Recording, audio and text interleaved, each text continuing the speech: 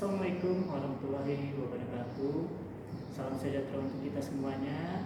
Perkenalkan, nama saya Ridwan SPD MPD, dosen tetap dari jurusan Pendidikan Teknik Elektro Fakultas Teknik Universitas Negeri Manado dengan nomor induk dosen nasional 0007059206 dengan spesialis keahlian pendidikan kejuruan, pengembangan kurikulum, dan keselamatan kesehatan kerja.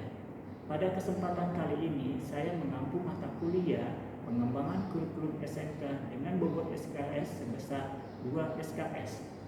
Selanjutnya, mata kuliah ini bertujuan untuk membahas tentang memahami filosofi, prinsip, dan konsep secara praktik maupun prosedural tentang pengembangan kurikulum SMK. Kemampuan mahasiswa yang diharapkan pada mata kuliah ini, yang pertama, mahasiswa mampu menjelaskan hakikat pengembangan kurikulum SMK. Yang kedua, mahasiswa mampu menjelaskan komponen dan prinsip pengembangan kurikulum SMK. Yang ketiga, mahasiswa mampu merumuskan kondisi dan tantangan akan pengembangan kurikulum SMK. Yang keempat, mahasiswa mampu menganalisis landasan pengembangan kurikulum SMK. Yang kelima, mahasiswa mampu mengimplementasikan atau mengaplikasikan pengembangan kurikulum SMK.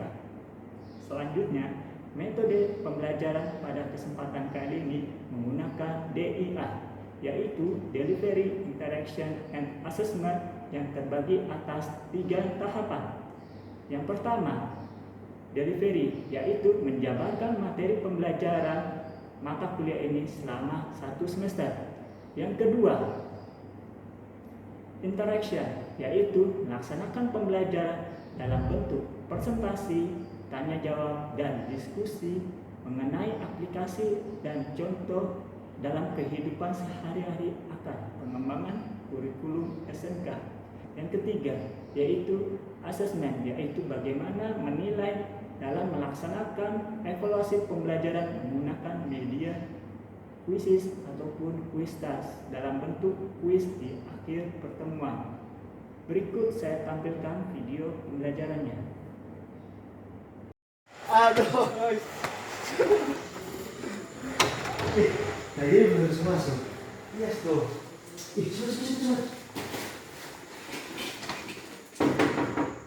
Sudah. Ini sini ya. Ya, silakan duduk yang baru datang. Terima kasih. Mas ya, sepertinya sudah lengkap pada kesempatan ini. Oke, saya mulai. Selamat pagi semuanya. Selamat pagi. Dalam keadaan sehat selalu ya. Oke, pertama-tama mari kita ucapkan puji syukur kepada Tuhan Yang Maha Kuasa atas berkat akhirnya kita berkumpul di pertemuan kali ini ya terkait mata kuliah pengembangan kurikulum. Nah, sebelum memulai perkuliahan kali ini, alangkah baiknya kita berdoa semoga dalam berdoa kita diberi syafaat, diberi kemudahan dalam proses pembelajaran pada kesempatan kali ini. Ketua dipersilakan ya, pimpin doa.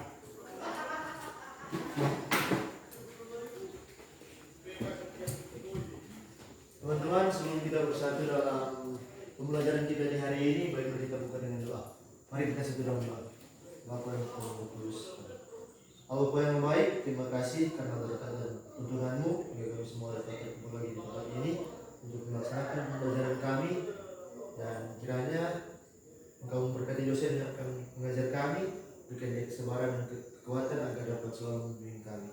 Dan bagi kami para mahasiswa, dan Engkau memberikan kami ketekunan agar dapat belajar dengan tekun dan giat. Ampuni segala salah dan dosa yang telah kami perbuat melawan kehendak-Mu, yang menjadi doa kami dengan pengantaran Kristus Tuhan kami. Amin. Terima kasih Ketua, dan silakan kembali. Ya, baik. Untuk memulai perkuliahan pada pertemuan kali ini, yaitu pertemuan kelima, izinkan saya melakukan presensi ya, bagi yang terpanggil namanya, harap angkat tangan ya. Pertama, Septian. Ya, oke. Kedua, Video. Iya. Ketiga, Siregar. Yang keempat, Komo. Ya. Oke, terima kasih untuk kesempatannya. Nah, untuk pertemuan kali ini kita membahas tentang yang namanya komponen pengembangan kurikulum. Jadi minggu lalu kita membahas yang namanya landasan pengembangan kurikulum. Jadi ada landasan pengembangan kurikulum itu yang rekan-rekan mahasiswa telah pelajari dan didiskusikan.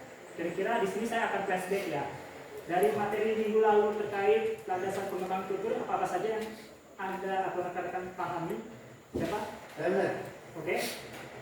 Yang saya tangkap dari minggu lalu itu ada landasan psikologis. Oke. Jadi landasan psikologis ini berdasarkan apa yang ada di lingkungan kita. Jadi pada hakikatnya landasan psikologis ini merupakan pandangan tentang seseorang dalam belajar dipengaruhi oleh aliran dari psikologi belajar.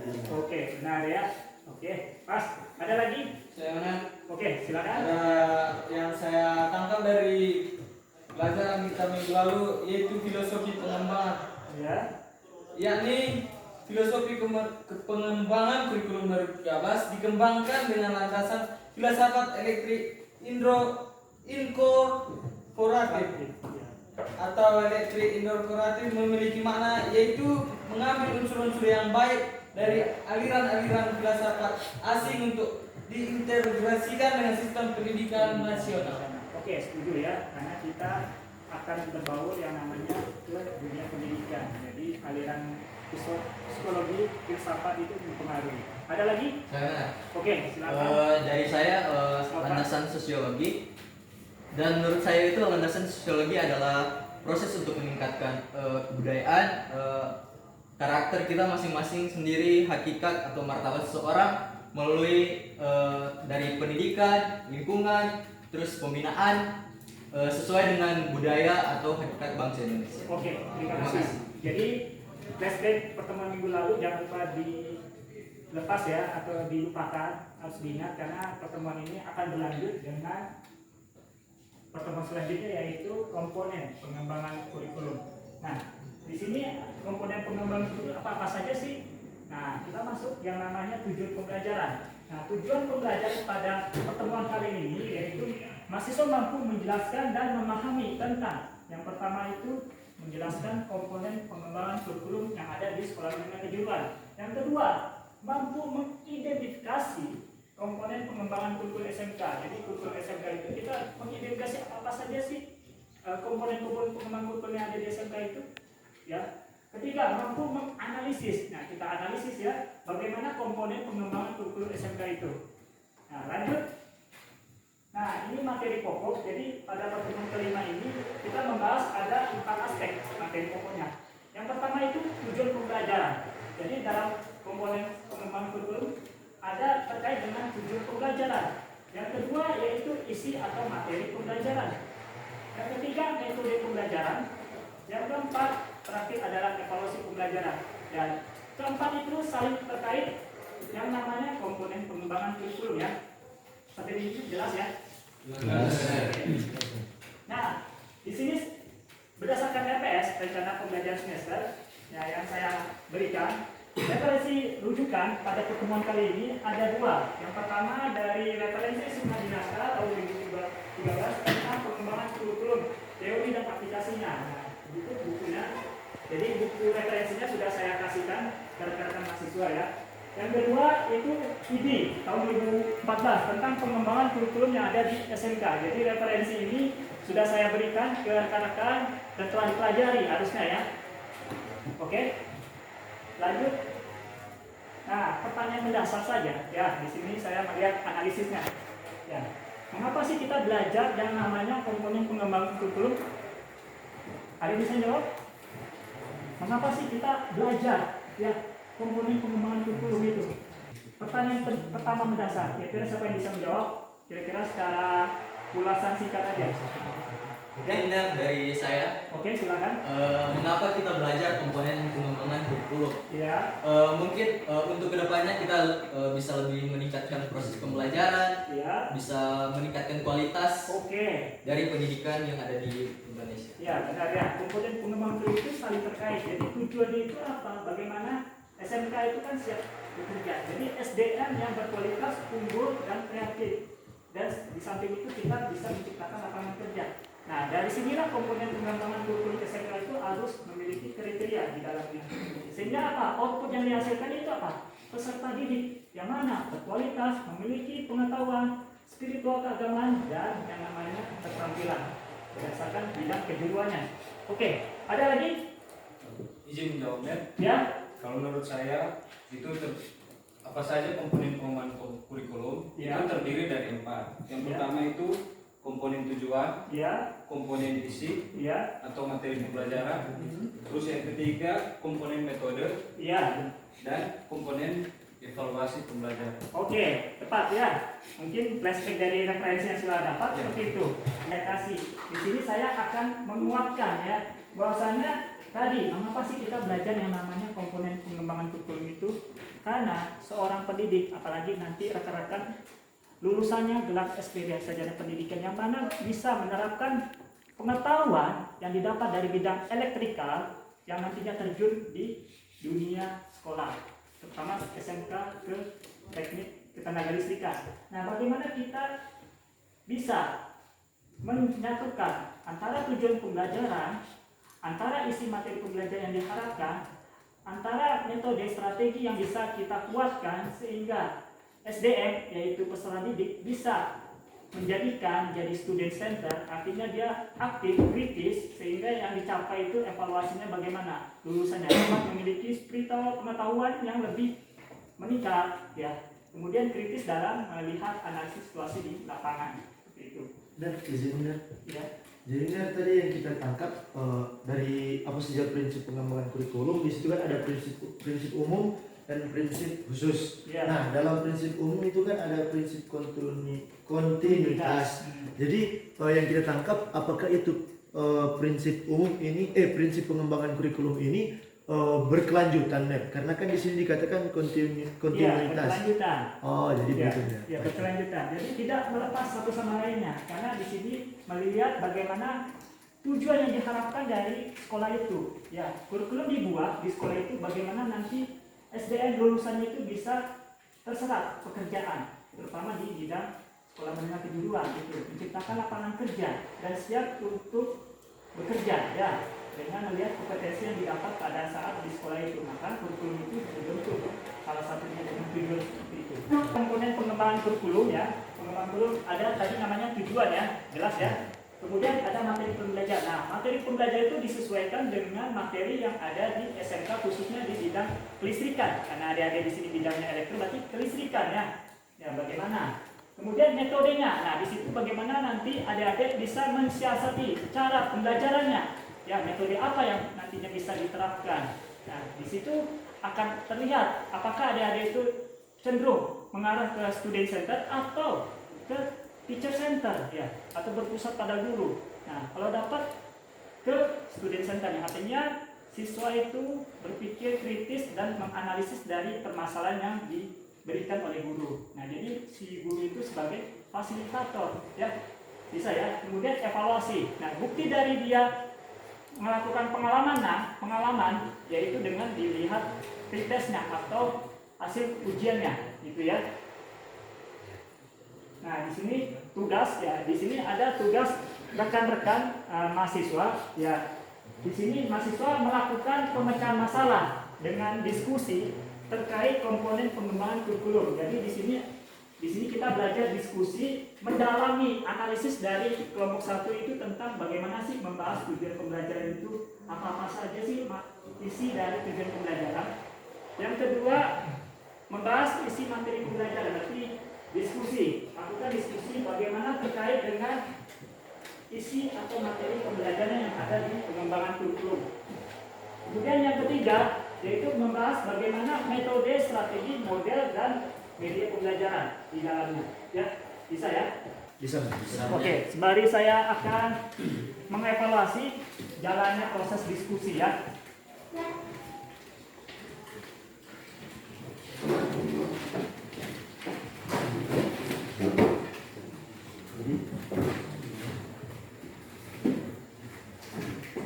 Jadi bagaimana nanti membahas tujuan pembelajaran. Jadi rekan-rekan menganalisis ya, menganalisis apa saja sih tujuan pembelajaran dari salah satu komponen pengembangan itu. bisa cari dari sumber lain dari internet. Boleh. Jadi terlalu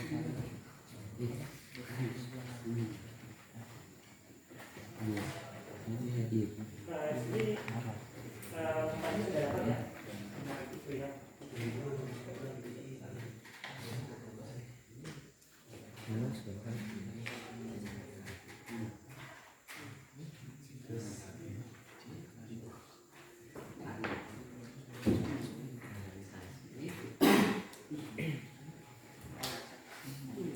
Ini yang kemudian kita membahas metode. Jadi belajar itu apa sih? Kemudian strategi pembelajaran itu apa sih? Dan kenapa sih ada namanya metode pembelajaran? Nah, apa gunanya? Nah, nanti contohkan misalnya metode pembelajaran apa yang sering digunakan? Ya, gitu.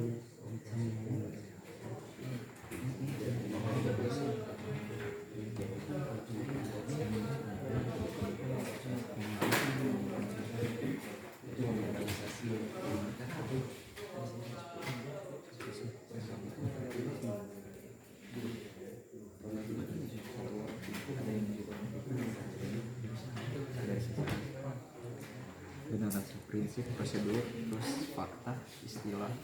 Dipersilakan. Baik, Net. Terima kasih. Ya. Terima kasih juga teman-teman atas kepercayaannya.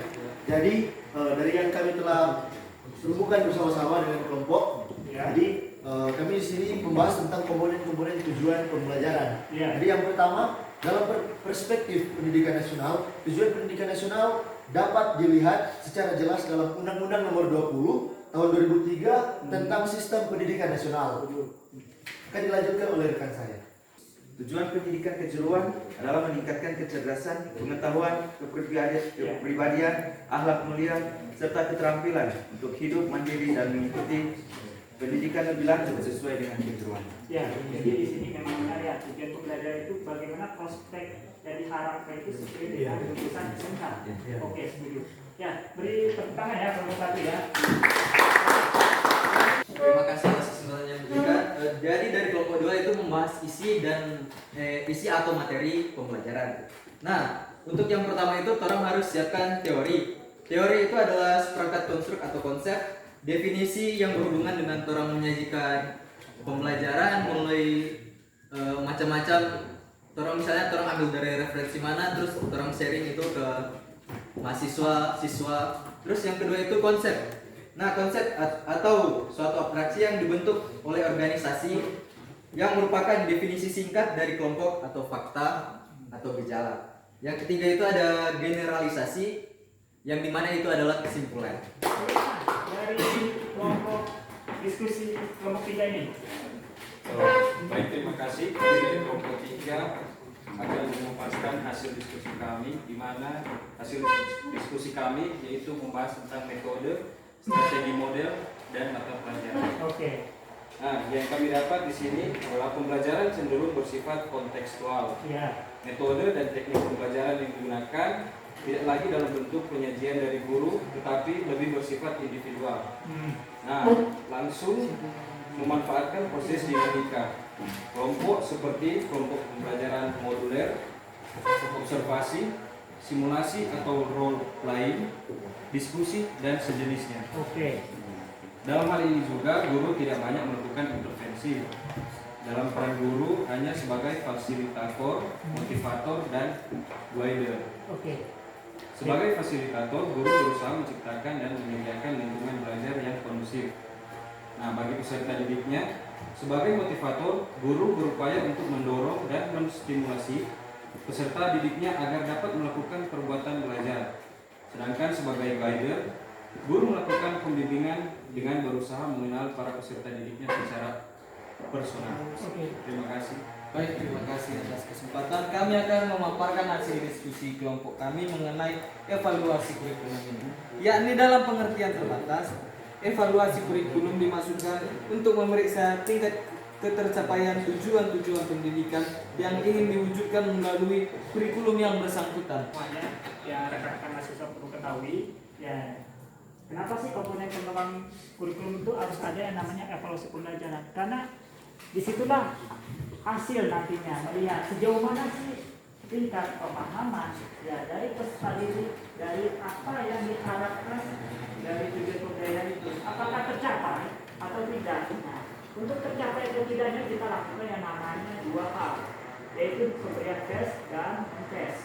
Nah, tes itu dari apa? Dari tertulis, misalnya ujian ganda, objektif, atau dilakukan pembuktian secara kompetensi, misalnya di bidang elektro. Jadi nanti bagaimana peserta didik itu bisa siap ketika diberi pertanyaan untuk merangkai instalasi penerangan, dia mampu menjawab dengan membuat denangnya dulu, kemudian bagaimana dia nanti menyusun wiring diagram sampai nantinya merakit dan menguji cobakan penerangan itu. Ya, Izinkan. ya, Jadinya bisa dikatakan ketika adanya evaluasi itu bisa menjadi tolak ukur bagi pendidik atau tenaga pendidikan untuk mengetahui bagaimana kemampuan dari peserta didik itu. iya, Jadi ketika evaluasi terjadi di situ pendidik bisa tahu, oh yang diperlukan oleh peserta didik itu ini. Jadi pendidik bisa lebih memberikan perhatian khusus tentang apa yang diperlukan oleh peserta didik itu. Nah, seperti itulah peran nanti adik-adik. Nah, di sini kita belajar yang namanya pengembangan guru. Tujuannya bagaimana nanti adik-adik ketika PPL nantinya praktek pengalaman lapangan pendidikan, kita tahu bagaimana cara kita membuat tujuan pembelajaran yang ada di sekolah itu kita sesuaikan dengan konten atau struktur kurikulum yang ada SMK, khususnya di listrik. Misalnya dasar listrik elektronika, berarti kita menyiapkan isi materi pembelajaran yang mengarah ke sana. Kemudian bagaimana kita membuat metode. Metodenya itu bagaimana semenarik mungkin yang mengarah ke strategi saintifik atau pendekatan yang namanya merdeka belajar. Jadi siswa itu bagaimana dituntut untuk kritis, mandiri, kompetitif. Nah, jadi di sini gurunya itu dia sebagai student center. Nah, kedua ini tadi penjelasan rekan-rekan ini dia komponen isi materi. Nah, di sini isi kurikulum itu mengarah dengan pengalaman belajar. Jadi isi kurikulum itu yang terpenting bagaimana nanti peserta didik berhubungan langsung dengan pengalaman belajar yang harus dimiliki siswa. Itu dia. Jelas ya? Nah, metode pembelajaran. Metode pembelajaran ini dapat diartikan sebagai implementasi rencana ya, rencana yang disusun dalam bentuk kegiatan yang kita tertuliskan dengan kita aplikasikan. Nah, apa? Contohnya seperti ini, ya, ceramah, kemudian tanya jawab, kemudian diskusi dan lain sebagainya. Nah, ada masuk namanya metode simulasi. Ya, simulasi itu berarti kayak semacam kalau di instalasi penerangan, jadi mensimulasikan ya rangkaian ya berupa aplikasi atau software ya. Jadi mungkin keterbatasan alat kita simulasikan bisa ya. Ini sebagai metode pembelajaran ya. Nah, model pembelajaran. Nah, model pembelajaran ini menyesuaikan dengan kurikulum yang ada di SMK, yaitu inquiry, discovery, PBL, PCBL, dan teaching factory. Nah, di SMK yang namanya lulusan yaitu bagaimana siap bekerja, berarti di situ harus pendekatan yang namanya saintifik, rekayasa, dan teknologi. Krisis yang sudah saya kirim di WA. Jadi untuk melihat seberapa pemahaman tingkat pemahaman adik-adik rekan mahasiswa dalam belajar mata kuliah ini, ya tolong dicek ya linknya itu dan tolong dikerjakan ya. Waktunya sesuai dengan durasi evaluasi pembelajaran pada pertemuan di kali ini ya. Dikerjakan ya. Sudah bisa langsung dikerjakan ya? Ya, langsung dikerjakan. Ya. Langsung dikerjakan berdasar. Nah, ini evaluasi pertemuan ya. Saya mau tahu seberapa tingkat pemahaman rekan-rekan dalam menjawab soal ini ya.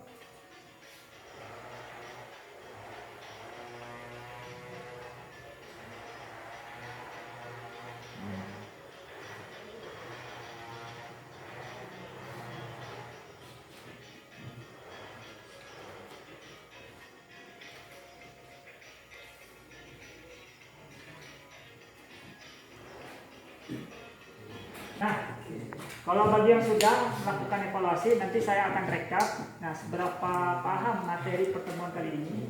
Jadi kesimpulan yang diambil pada pertemuan kali ini dia ya, bisa kita lihat. Ini kesimpulannya. Pertama, komponen pengembangan kurikulum itu ada 4 ya, 4 hal, yaitu dilihat dari tujuan pembelajarannya. Yang kedua, dilihat dari isi atau materi pembelajaran. Yang ketiga itu bagaimana melihat metode, strategi atau model dalam pembelajaran itu. Dan terakhir, bagaimana kita mengevaluasi pembelajaran. Itu keempat itu sangat penting dan berkaitan terhadap komponen pengembangan kurikulum SMK. Kemudian kita lihat komponen tujuan, bagaimana menjadikan target ya, target sasaran yang dicapai dalam pelaksanaan yang ada pada suatu kurikulum itu. Misalnya di sekolah itu ya, bagaimana targetnya ya dari capaian kurikulum.